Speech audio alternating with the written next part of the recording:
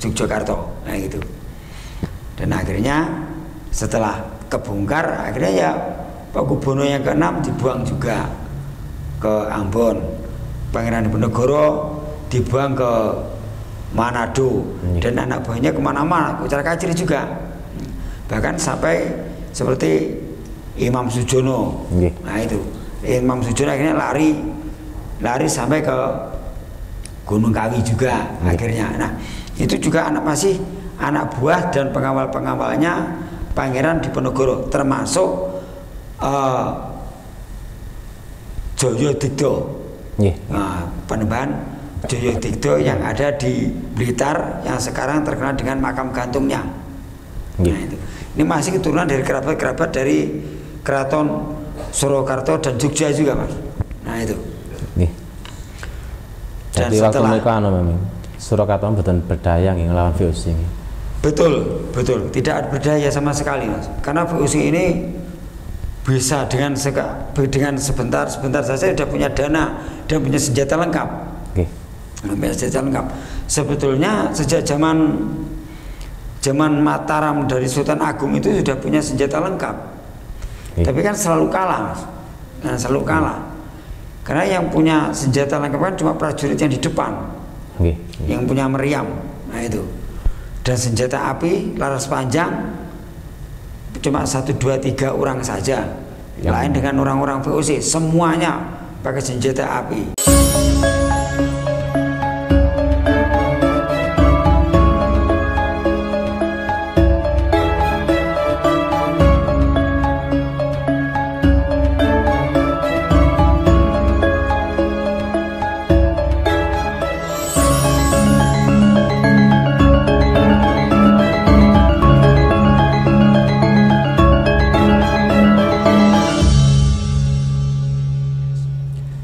Assalamualaikum warahmatullahi wabarakatuh, Pak Imam. Waalaikumsalam warahmatullahi wabarakatuh. Sehat nggih? Alhamdulillah. Alhamdulillahirabbil alamin. Panggih malih kali Sekar Media nggih. Nggih. Niki badhe napa Pak Imam ngulas sejarah ini pun Keraton Surakarta nggih. Nggih. Sak mantunipun perang Diponegoro menika ya napa Pak Imam kisahnya? Bismillahirrahmanirrahim. Assalamualaikum warahmatullahi wabarakatuh. Waalaikumsalam warahmatullahi wabarakatuh. Bismillahirrahmanirrahim. Alhamdulillahirabbil alamin. Wassalatu wassalamu ala asrofil anbiya wal mursalin sayyidina wa maulana Muhammadin wa ala alihi washabihi ajmain. Amma ba'd. Rabbi shrahli sadri wa yassirli amri wahlul 'uqdatam min lisani yafqahu qawli. Saya ucapkan selamat malam, selamat pagi, selamat siang, dan selamat sore kepada seluruh penggemar YouTube dimanapun Anda berada. Untuk keraton atau kerajaan atau kesultanan atau kasunanan Surakarta Hadiningrat setelah perang Diponegoro atau biasa disebut adalah perang Jawa, Mas. Perang Jawa yang terjadi dari tahun 1825 sampai tahun 1830. Nah itu. Dan Prabu atau Sultan Sunan atau Pakubono yang ke-6 waktu itu diasingkan dan dibuang ke Ambon oleh Belanda karena dianggap bersekongkol, dianggap bekerja sama dengan Pangeran Diponegoro di pertempuran perang Diponegoro tersebut. Kemudian pada tahun 1830 itu naik lagi tahta dari Keraton Surakarta Hadiningrat, yaitu dilanjutkan oleh Gusti Pangeran Haryo Purboyo. Menika sinten, Pak? Ada masih pamannya dari Pakubono 6. Nah, Boyo putra dari Pakubono 4. Yaitu yang nama kecilnya beliau adalah Raden Mas Malikin Solikin. Raden Mas Malikis Solikin. Nah, itu beliau menggantikan Pakubono yang ke-6. Nah, itu. Dan beliau selama memimpin dari tahun 1830 bahkan sampai tahun 1858 tidak ada yang namanya pemberontakan waktu itu selama dipimpin atau setelah Pangeran Purboyo ini berkuasa. Walaupun pemberontakan yang terkecil pun tidak ada. Nah, aman Mas, aman. Atas tentram. Karena Belanda sendiri juga masih memulihkan kekuasaannya. Karena bangkrut Mas. Mantun perang di Ponorogo niku nggih. Para perang di Ponorogo itu mengakibatkan Belanda bangkrut. Karena 5 tahun itu tidak sebentar, lama itu lama juga dari sebentar. Mbak misalnya niki 5 tahun presiden menan nggih. Betul. Dan perang yang selama 5 tahun itu bisa menghancurkan atau bisa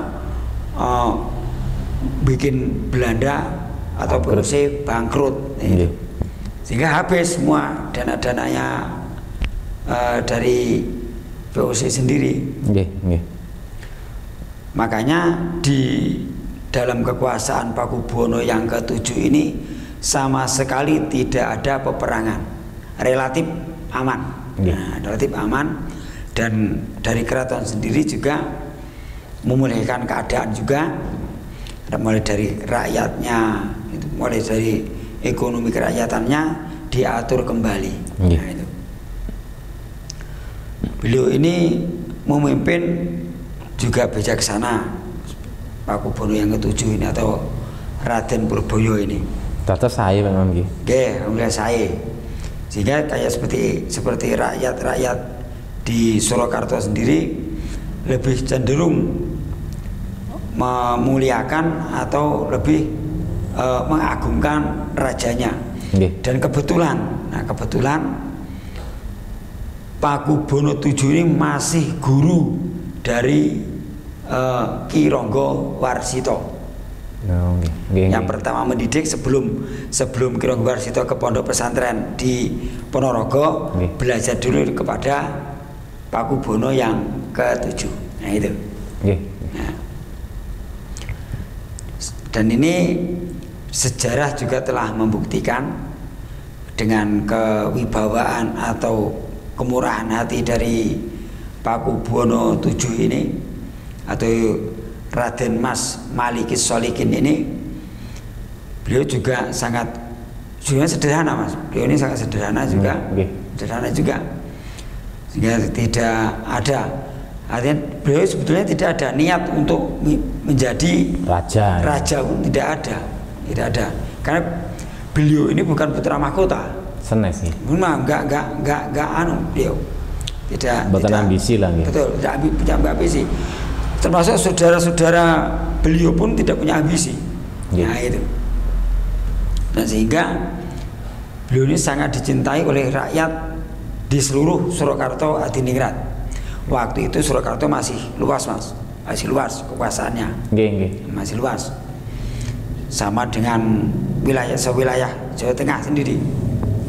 Berarti nggih luas. Dan sekarang sudah terbagi Mas, sebenarnya sudah terbagi. Bagian dari Mataram ini terpecah jadi 4. Ya. Ada yang namanya setelah Surakarta Hadiningrat, Yogyakarta Hadiningrat, 2. Terus Mangkunegaran, 3. Terus yang keempatnya adalah Pakualaman. Nah, Pakualaman. Jadi sekarang ini yang masih aktif ada 4 keraton Mas. Betul.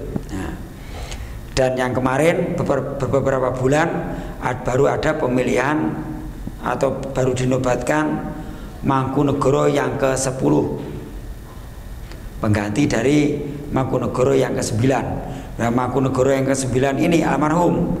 Beliau juga mantan menantu presiden kita yang pertama, Bung Karno gitu. Betul. Nah itu suami dari Ibu Sukmawati. Nggih. Dan pada tahun 1858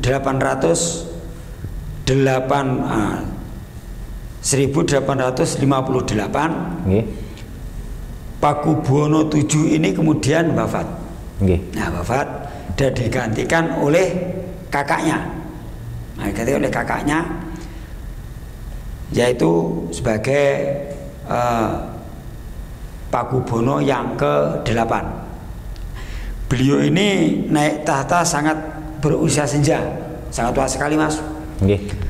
Dengan usia 69 tahun.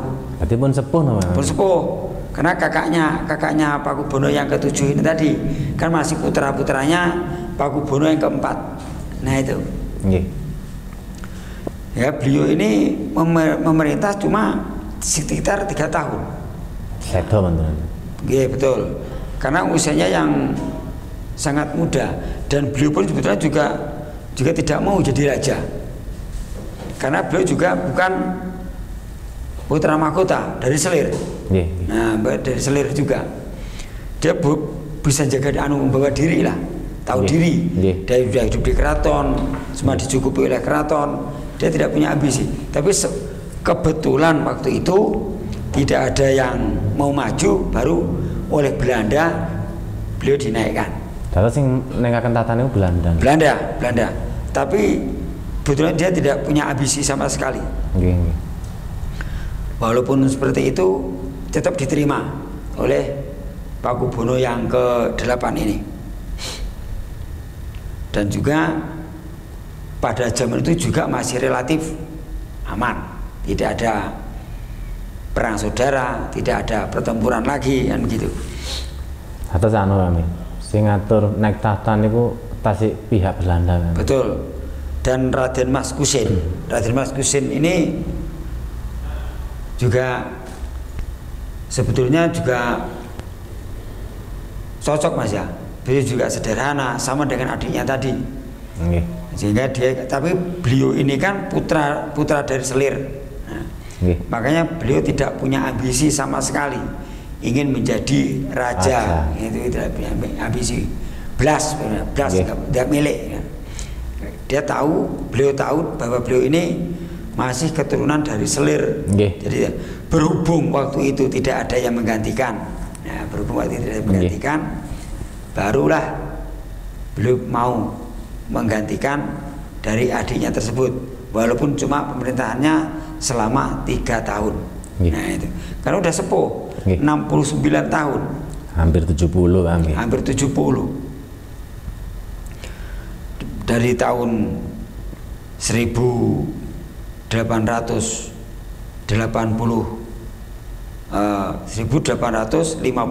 tersebut naik tahta dan akhirnya berjalan dengan baik pemerintahannya waktu itu. Sama sekali tidak ada pemberontakan, sama sekali tidak ada perang waktu itu. Dan Surakarta tetap